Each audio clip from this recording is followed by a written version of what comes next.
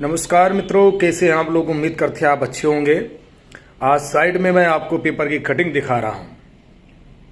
आपको बता दूं कि जौनपुर के बदलापुर के विधायक रमेश चंद्र मिश्रा, जिनका मैंने लगभग 1.5 साल पहले इंटरव्यू लिया था और उन्होंने मुझे उस समय आश्वासन दिया था कि ग्राम प्रहरियों की आवाज़ को हम उठाएंगे, और उन्होंने मुझसे ज्ञापन पत्र मांगा था, लेकिन ज्ञापन पत्र मेरे पास नहीं था, इसलिए मैं दे नहीं सका। लेकिन हमारे समझ चौकीदारों ने अभी हाल में ही उन्हें जब ज्ञापन दिया, उनसे अपनी बात को याद रखा तो उन्हें याद आया कि हाँ, मैंने तो वादा किया था। जैसा कि मैंने वीडियो में डाला भी है कि उन्होंने कहा था कि ठीक है, मैं विधानसभा में आवाज़ उठाने के लिए तैयार हूँ। तो आज उन्होंने ये कार्य किया, बहुत ही सराहनीय कार्य किया। और कई पेपर्स कटिंग में भी देखने को मिला है कि विधानसभा में वो इकलौते एक ऐसे विधायक थे जिन्होंने ग्राम चौकीदारों के बारे में कहा कि ग्राम चौकीदार 2500 रुपये में गुजारा नहीं कर पा रहे हैं, जबकि हमारे यहाँ पर वो काफ़ी जिम्मेदारियों से काम निभाते हैं और बहुत ही जिम्मेदारी के साथ काम करते हैं। ऐसी महंगाई के दौर पर 2500 रुपये बहुत कम है। मुझे लगता है कि सरकार को इस पर ध्यान देना चाहिए। उन्होंने अपनी बात जितना हो सका उतना उन्होंने कहा, लेकिन काश अगर 2-4 विधायक और इस पे समर्थन दे देते तो शायद सरकार को कुछ झटका लगता। लेकिन खैर कोई नहीं, आपकी आवाज़ देखिए विधानसभा में उठ रही है, ये बहुत बड़ी बात है। और खासकर भारतीय जनता पार्टी के विधायक के द्वारा उठ रही है, विपक्ष नहीं।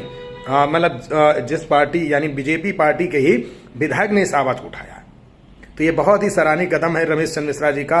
मैं तहे दिल से उनका धन्यवाद करता हूं और प्रयास भी जल्दी ही करूंगा कि मैं रमेश चंद्र मिश्रा से मिल करके और उनका इंटरव्यू आप तक पहुंचाने की कोशिश करूंगा कि उन्होंने विधानसभा में आवाज़ें उठाई, फिर उसके बाद क्या हुआ क्या नहीं हुआ, ये भी हम जानने का प्रयास करेंगे। दूसरी खबर आपको बता दूं कि लगातार आप देख रहे हैं कि एक कटिंग वायरल हो रही है। कटिंग वायरल नहीं हो रही, बल्कि गूगल पे भी आपको मिल जाएगा। सरकार ने सीधे हाथ खड़े कर लिए आउटसोर्सिंग कर्मचारियों के लिए किसी भी नियुक्ति को लेकर और प्लस वेतन भोगी के लेकर के भी उन्होंने कोई मंशा दिख नहीं रही है। उन्होंने साफ कह दिया कि मेरे अंतर्गत नहीं आता, ये एक कॉन्ट्रैक्टर और ठेकेदार के अंतर्गत आता है, वो लोग अपने हिसाब से व्यवस्था करें। मतलब सरकार सीधे सीधे हाथ खड़े कर दे रही है। तो ये आज की जो हमने खबरें आपको बताई हैं, ये एकदम सटीक जानकारी और बहुत ही साफ सुथरी जानकारी दे रहा हूं, क्योंकि कोई गुमराह करने वाला फंडा नहीं है और किसी भी तरह से हिला हवाली नहीं है। तो आप लोगों ने इस खबर को देखा। बाद की खबर बता दूं, क्योंकि मैं जिस भी खबर के पीछे पड़ जाता हूं, जब तक उस पर इंसाफ ना हो तब तक मुझे भी नींद नहीं आती है। आपको बता दूं कि कानपुर देहात में एक ऐसा परिवार जो वाकई में बहुत ही पीड़ित और परेशान है, जिसकी जमीन पर राजस्व विभाग के अधिकारियों ने बुलडोजर चला दिया। योगी जी कहते हैं कि गरीबों पर बुलडोजर नहीं चलना चाहिए, लेकिन उन्होंने बुलडोजर चला करके वहां रोड बना दिया। वो पीड़ित लगातार परेशान हैं, लगातार एसडीएम डीएम सभी के पास अपना लेटर भेज चुके हैं, लेकिन ना ही अधिकारी वहां पर आ रहे हैं, ना ही जांच कर रहे हैं और ना ही कोई जवाब दे रहे हैं। जब पीड़ित पूछता है कि आपने ऐसा क्यों किया, अगर आपकी ज़मीन सरकारी है तो हमें प्रूव करके दो, अगर मेरी ज़मीन है, मेरा रकबा नंबर सब कुछ में लिखा है, आप उसके अनुसार आप अवैध तरीके से रोड नहीं बना सकते।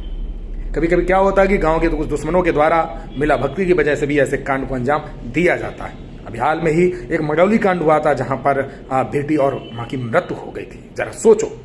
तो कहीं ना कहीं कुछ ऐसे लोग होते हैं जो कहीं ना कहीं कुछ चंद पैसों में बिक करके और ऐसे गरीबों की झोपड़ी उजाड़ने का काम करते हैं। ये बहुत ही निंदनीय है। मैं कभी ऐसे व्यक्ति का समर्थन नहीं करता। मुझे लगता है कि अगर हमारा ये वीडियो डीएम महोदय या एसडीएम तक पहुंचता है, और रसूलाबाद थाना की बात मैं कर रहा हूं, तहसील की बात कर रहा हूं, अगर पहुंचता है तो इस मामले को आपको संज्ञान में लेना चाहिए। अगर आप नहीं लेते हैं तो उस परिवार से मैं गुजारिश करूंगा कि आप लोग सीधे योगी दरबार पहुंचिए, इंसाफ आपको अवश्य मिलेगा। मेरा जो प्रयास है मैं वो आपके साथ कर रहा हूं।